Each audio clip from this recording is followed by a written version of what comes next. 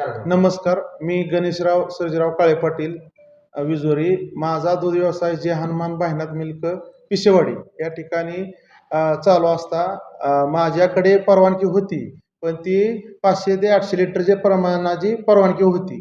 पण ती असं नंतर दूध वाढत गेल्यानंतर माझी 10,000 5 ते 10,000 पर्यंतची कॅपॅसिटीची माझ्याकडे परवानगी नव्हती. 29 तारखेला माझ्यावर कारवाई झाली की दूध होतं आणि माझ्याकडे परवानगी होती कमी ह्याची. त्याच्यामुळं शासनाकडे मी अर्ज केला होता, पण त्या दूध वाढल्यानंतर ती माझ्यावर कारवाई झाली. माझ्याकडे भेसळीची अजिबात माझ्यावर कारवाई काही झालेली नाही. माझ्यावर फक्त दूध वाढीची कारवाई झाली, दूध भेसळीची कारवाई झाली नाही. तर काय चॅनलवाले किंवा काय सोशल मीडियावर अशी माझी ही झाली की माझी भेसळकडे कारवाई, तर माझ्यावर भेसळीची कारवाई झालेली नाही, माझ्यावर दूध वाढीची कारवाई झालेली आहे. आमच्याकडे गुणवत्ता दुधाची चांगली आहे.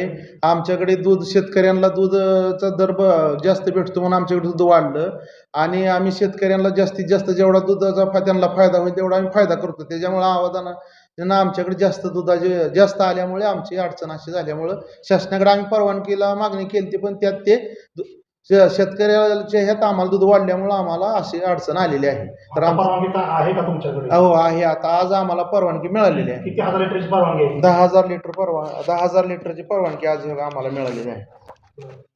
पूर्वी दिली ते आम्ही कागदपत्र, पण ते वेळ गेल्यामुळे आमचं त्यापूर्वीच कारवाई झाल्यामुळे दुधाची कारवाई झाली. अतिरिक्त दुधाची कारवाई झाली, भेसळीची आमच्यावर कारवाई झालेली नाही. कारवाई ज्यावेळी झाली त्यावेळी दूध संकलन बंद करायला सांगितलं होतं तुम्हाला? हो, आम्हाला वाढीव दुधाचं दूध संकलन जेवढं आहे तेवढे त्याच्यापेक्षा जास्त आम्हाला सांगितलं तुम्ही दूध घेऊ नका, त्याच्यानंतर तुम्हाला परवानगी नंतर घ्या असं त्यांनी परवानगी आम्हाला सांगितले.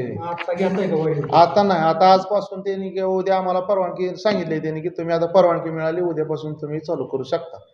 आता जी कारवाई परवा झालेली आहे ती पण तुमची कारवाई रद्द होणार का आता परवानगी असल्यामुळे? हो, होणार ना रद्द. साहेबाशी चर्चा झाली का? हो, झालेली आहे चर्चा. त्यांनी सांगितलं की तुम्हाला परवानगी भेटली त्या अर्थी त्यांनी फक्त आमच्यावर परवानगी नव्हती म्हणून दूध आपलं थांबवलं होतं, त्यांनी संकलन थांबवलं होतं. बाकी दुसरं काय भेसळीचं किंवा कुठील तेल असं आमचा काही ते कुठल्या संबंध नाही. आमचं फक्त विषय आहे की परवानगीचा विषय होता आमचा.